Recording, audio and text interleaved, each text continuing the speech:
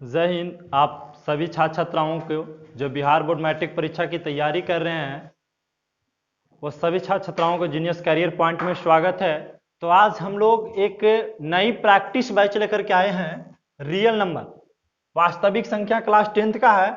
Subjective question 1 to 8 लिखा हुआ है, लेकिन रियलाइज में यहाँ 10 प्रश्न कर दिया गया है। यहाँ पे 8 के जगह पे आपको 10 प्रश्न का डिस्कशन किया गया है। 8 to 10th प्रश्न 10 प्रश्न आपको CW में है, और यहाँ जो भी क्लास आपको 10 प्रश्न का हम लोग डिस्कशन करेंगे उसको पूरा हम लोग HW में भी रिवीजन करेंगे। उसके बाद देखिए जैसे HW आपको इस टाइप से जितना देखिए आप क्वेश्चन देख रहे हैं 1 2 3 4 5 6 7 8 9 10 इस प्रकार से आप देख रहे हैं। इस प्रकार से आपको क्वेश्चन 11 12 13 14 15 16 17 18 19 20 इस प्रकार से आपको 20 प्रश्न दिया गया है। और 20 प्रश्न में आपको सबसे बड़ी बात यह है कि प्रतिदिन 10 क्वेश्चन का लाइव डिस्कशन, उसके बाद आपको 20 क्वेश्चन जो मिलेंगे वह क्या मिलेंगे तो HW दिया जाएगा। तो आप HW बनाते रहो, उसका भी आंसर आपको डिस्क्रिप्शन में डाल दिया जाएगा। टोटल 20 प्रश्न का आंसर डाल दिया। किसी प्रकार के भी अगर आपको आंसर के लेकर के प्रॉब्लम हो तो आप व्हाट्सएप नंबर दिया हुआ है 9631008757 पर संपर्क करें तो आपका हर समस्या का मैं समाधान कर सके और एक भी क्लास को मिस नहीं करें। तो क्वेश्चन है कि यूक्लिड विभाजन एल्गोरिथम के प्रयोग से 135 और 225 का HCF ज्ञात करें। तो हम बड़ा वाला के यहाँ मानते हैं, लिख देते हैं सबसे पहले सोल्व। अगर आप हल लिखना चाहते हैं तो हल बड़ा वाला का A मानिए, A बराबर 225 और कॉमा देना है, B मानना है छोटा वाला के 135। अगर देखिए एग्जामिनर के कोई बात नहीं पता होता है, चाहिए तो आप बगल में लिख दीजिए कि हमने बड़ा वाला को A माना और छोटा वाले को B माना। देखिए ना, एग्जामिनर को ये समझने कि जब क्वेश्चन हम एग्जाम पेपर में जब बना रहे हैं तो एग्जाम पेपर में बनाते समय सबसे पहला बात क्या ध्यान रखना है कि एग्जामिनर चेक करने वाला कुछ भी नहीं जानता है, जो हम बता रहे हैं ना वही सही है। इस टाइप से आपको बनाना है एग्जाम पेपर में।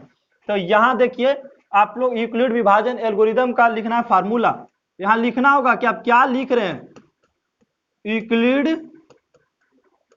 विभाजन एल्गोरिथम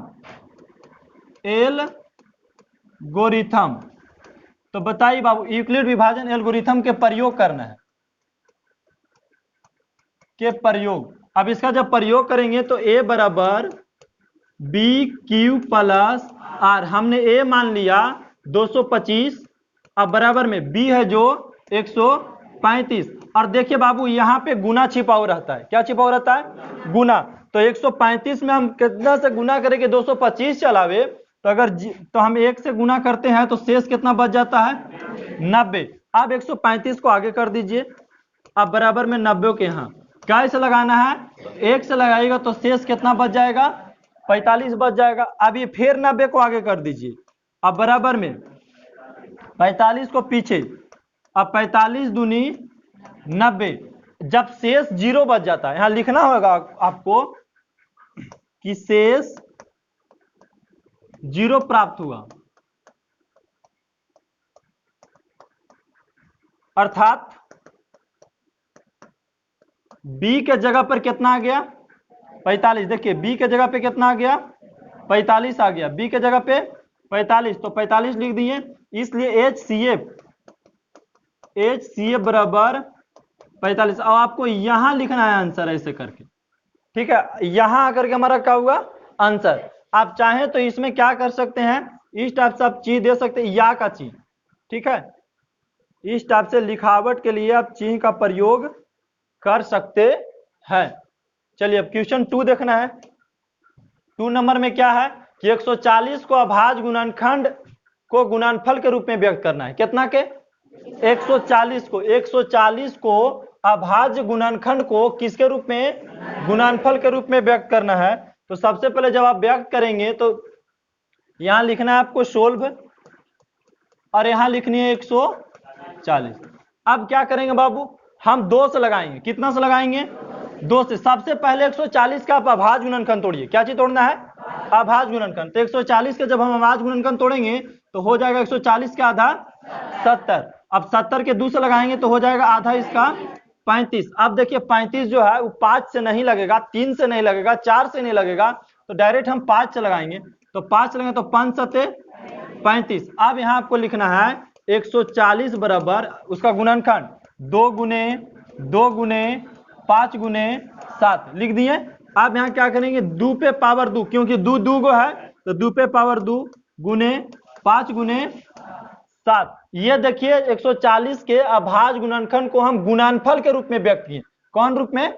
गुणनफल के रूप में। इसी प्रकार क्वेश्चन 3 देखना है आपको। 3 में क्या कह रहा है आपके सामने स्क्रीन पे कि अभाज्य गुणनखंड विधि द्वारा, अभाज्य गुणनखंड विधि द्वारा 12, 15 तथा 21 का HCF और LCM ज्ञात करें। तो हम लोग सोल्व करेंगे। सबसे पहले यहां लिखना है आपको सोल्व। आपको सबसे पहले 12 को अभाज्य गुणनखंड तोड़ना है। तो जब आप 12 के तोड़ेंगे तो यहीं पे तोड़ना है, आपको रफ कॉपी का यूज नहीं करना है, जो भी करना है वहीं पे सामने करना है। तो 2 से लगाएंगे तो कितना हो गया 6। अब 6 के आधा कितना होता है? हम 12 के तोड़ दिए, ठीक इसी के बगल में हम 15 को ले रहे हैं गुणनखंड। 15 को हम 3 से लगाएंगे तो कितना आएगा 5। उसके बाद हम 21 लेंगे, 21 भी कैसे लगेगा 3 से लगेगा, कितना आएगा 7। हम सभी के सबसे पहले अभाज्य गुणनखंड तोड़ दिए। अब निकालना है आपको, यहाँ लिखना है 12 बराबर 2 गुने 3। अब यहाँ लिखना है 15 बराबर, हाँ लिख सकते हैं 3 गुने 5, चाहे तो आप यहीं भी लिख सकते हैं सामने सामने 3 गुने 5। उसके बाद देखिए आपको है 21 बराबर 3 गुने 7। सबसे पहले बोला HCF बताइए, तो यहाँ लिखना है आपको HCF मतलब हाईएस्ट कॉमन फैक्टर। HCF का फुल फॉर्म होता है हाईएस्ट कॉमन फैक्टर, महत्तम समावर्तक। तो महत्तम समावर्तक के लिए क्या करते हैं, जो तीनों में मिलता है वो महत्तम समावर्तक होता है। देखिए तीनों में क्या मिल रहा है, तीनों में देखिए 3 मिल रहा है। क्या मिल रहा है 3, तो महत्तम समावर्तक हो गया 3। जबकि LCM होता है lower common multiplication, lower common multiplication. जो पहले मिला उसका लिख दीजिए। तो तीनों में 3 मिला, फिर देखिए 2 बच गया, फिर एक और 2 बच गया, फिर 5 बच गया और उसके बाद 7 बच गया।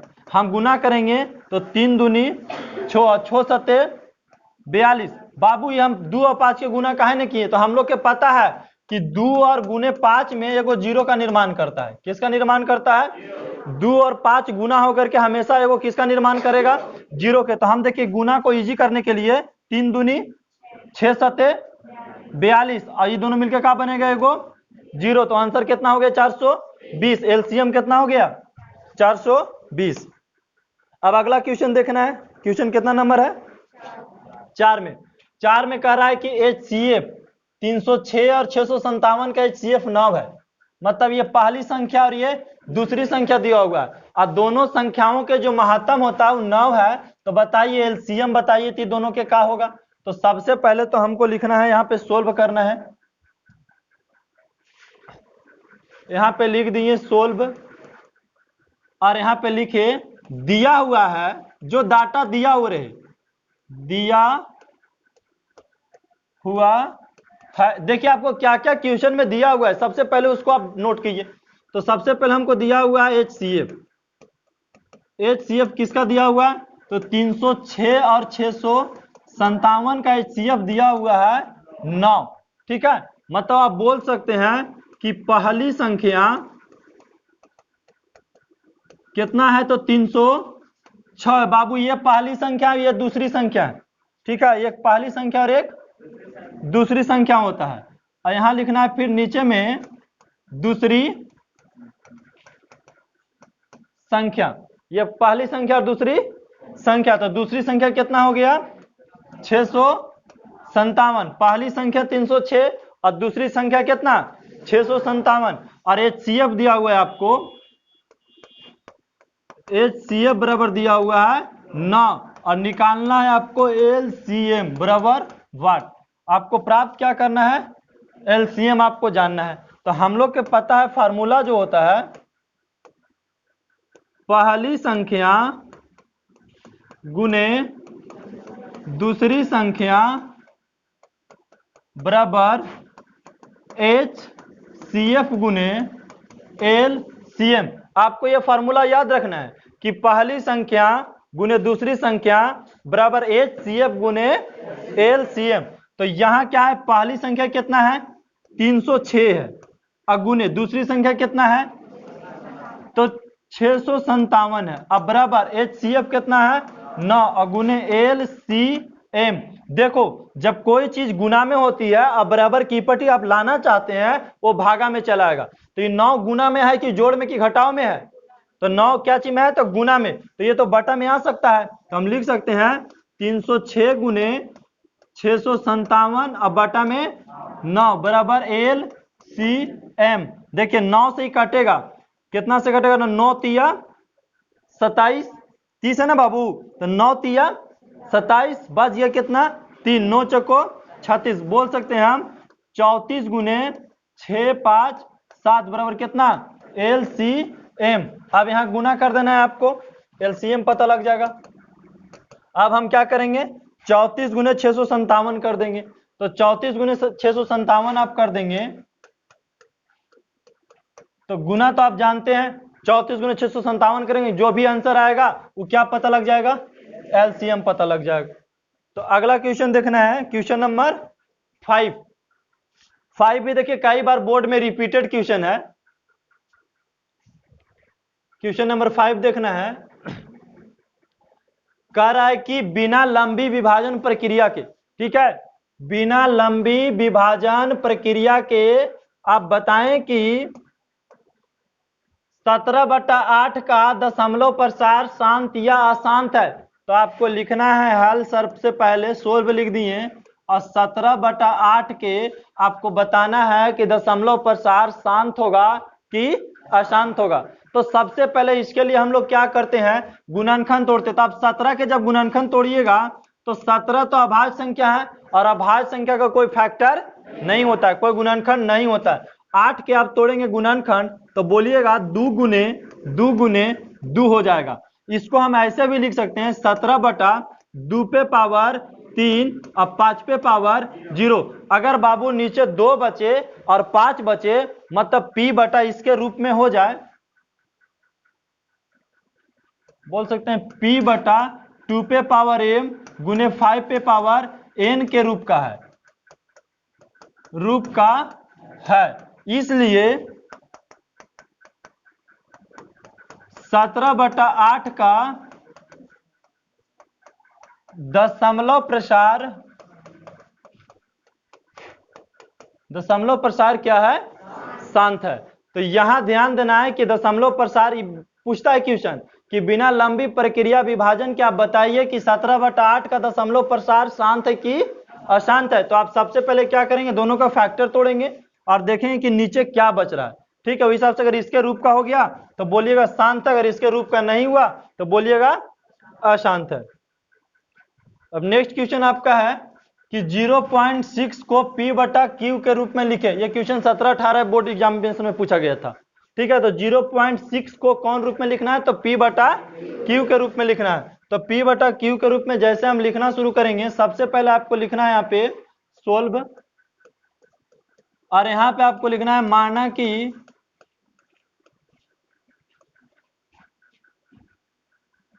x बराबर 0.666। अगर रैकरिंग है तो इसका मतलब होता है 0.666 डॉट डॉट चलते रह जाता है, ठीक है, इसका मतलब ये होता है। अब हम ये कर सकते हैं कि x बराबर हम ये भी लिख सकते हैं 0.666 डॉट डॉट चलते रह गया।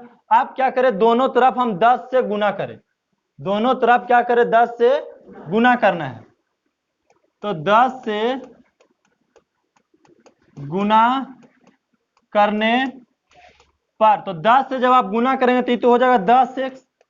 अब बराबर इसमें जैसे ही 10 से आप गुना करेंगे तो हो जाएगा 6 + 0.66, ऐसे चलना शुरू हो जाएगा।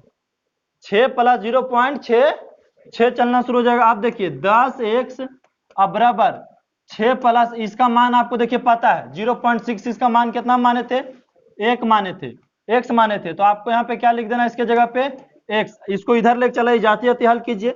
तो 10x माइनस कितना x, अब बराबर कितना हो गया 6 हो गया। अब क्या करना है 10x में से x को घटा देंगे, बचेगा कितना 9x, अब बराबर 6, x बराबर 6/9, 3 से काटेंगे तो 3 तिया 9 और 3 दूनी x का मान हो गया 2/3 हो गया।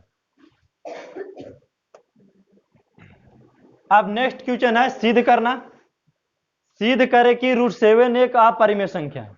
सिद्ध करना है कि √7 एक क्या है, अपरिमेय संख्या। इस प्रकार से क्वेश्चन को हम लोग कैसे डीलिंग करेंगे, और ये क्वेश्चन ना बार बार पूछा भी जाता है। तो सबसे पहले आप लिख दीजिए सोल्व, और लिखना है माना कि P बटा माना कि P बटा Q एक परिमेय संख्या है। कौन संख्या है, परिमेय संख्या है। माना कि P बटा Q एक कौन सी संख्या है, परिमेय संख्या। अब आपको ध्यान देना है जहां P और Q एक धन पूर्णांक संख्या है, धन पूर्णांक है, इसलिए P बटा Q बराबर √7। जो सिद्ध करना है P बटा Q बराबर क्या कर दिया, √7। अब यहां से क्या करेंगे, हम दोनों तरफ वर्ग करेंगे, दोनों तरफ वर्ग करने पर। तो जब देखिए हम दोनों तरफ वर्ग करेंगे बाबू, तो देखिए P बटा Q के होल स्क्वायर बराबर √7 के होल स्क्वायर। यहां यह ध्यान देना है कि P का स्क्वायर बटा Q का स्क्वायर, यहां √7 का स्क्वायर करेंगे तो हो जाएगा 7। आप यहां ये बोल सकते हैं, इसको और छोटा कर देते हैं, आप ये बोल सकते हैं कि P स्क्वायर बटा Q और एक यहां Q कर देते हैं। ठीक है, ये देखिए इसमें लिखना अंत में, अतः P और Q का कोई भी सहअभाज्य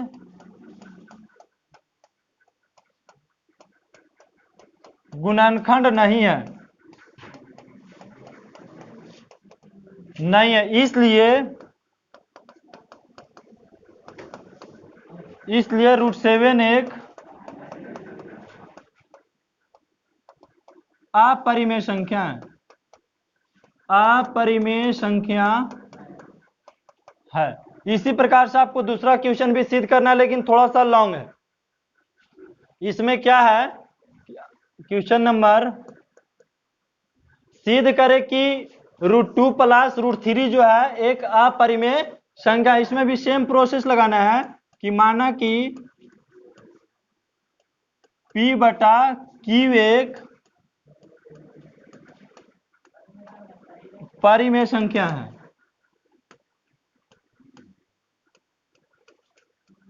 परिमेय संख्या है, जहां P और Q एक धन पूर्णांक है, धन पूर्णांक है।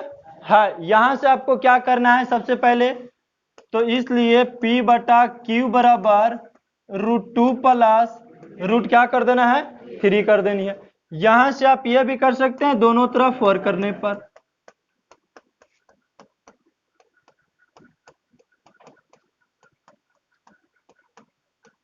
दोनों तरफ वर्ग करने पर। बाबू जब दोनों तरफ हम वर्ग करेंगे तो P बटा Q का स्क्वायर हो जाएगा, अब बराबर √2 प्लस √3 का क्या हो जाएगा, स्क्वायर हो जाएगा। अब देखिए इसको बोल सकते हैं P स्क्वायर बटा Q स्क्वायर, और ये देखिए a प्लस b का होल स्क्वायर पे आप तोड़ेंगे तो ये हो जाएगा, √2 का स्क्वायर करेंगे तो 2 हो जाएगा, और √3 का स्क्वायर करेंगे तो 3 हो जाएगा। अब प्लस होता है 2ab, तो 2 और दोनों के गुना करेंगे तो √6। अगर इसको हम तोड़ भी सकते हैं, अगर आगे लिख भी सकते हैं, तो देखिए यहाँ पे P स्क्वायर बटा Q स्क्वायर बराबर 3 और 2 5 प्लस 2 √6, P स्क्वायर बटा Q बराबर 5 प्लस 2 √6। यहाँ पे चलाएगा Q, ये देखिए 2 और 5 में टूट रहा है, नहीं टूट रहा है, तो यहाँ लिख सकते हैं लास्ट में, अतः P और Q का कोई भी सह अभाज्य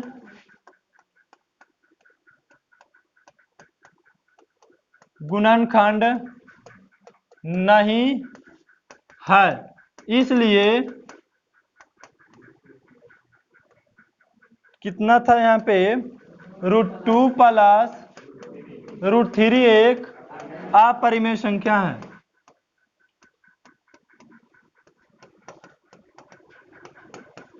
अपरिमेय संख्या है।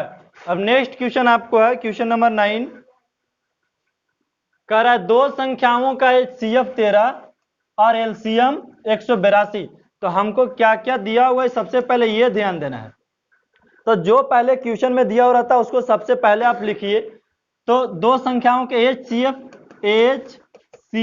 बराबर दे रहे कितना 13, फिर आपको दिया हुआ LCM बराबर कितना दिया हुआ 182, और इसमें एक संख्या मतलब पहली संख्या कोई दे दिया, ठीक है।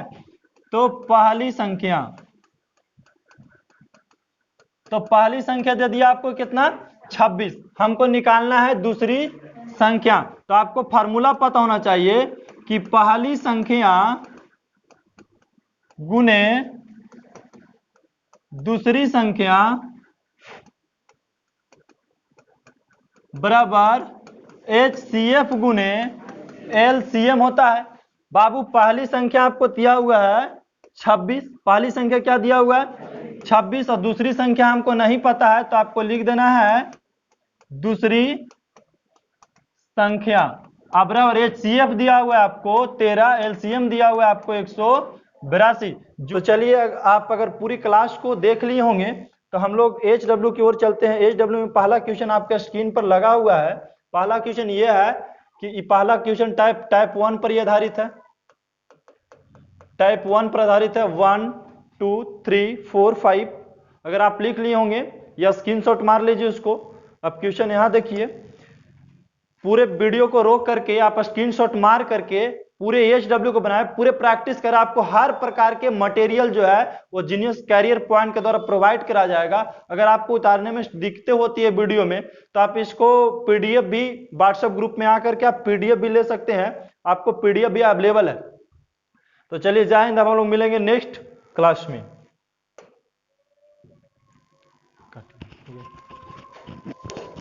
पूरा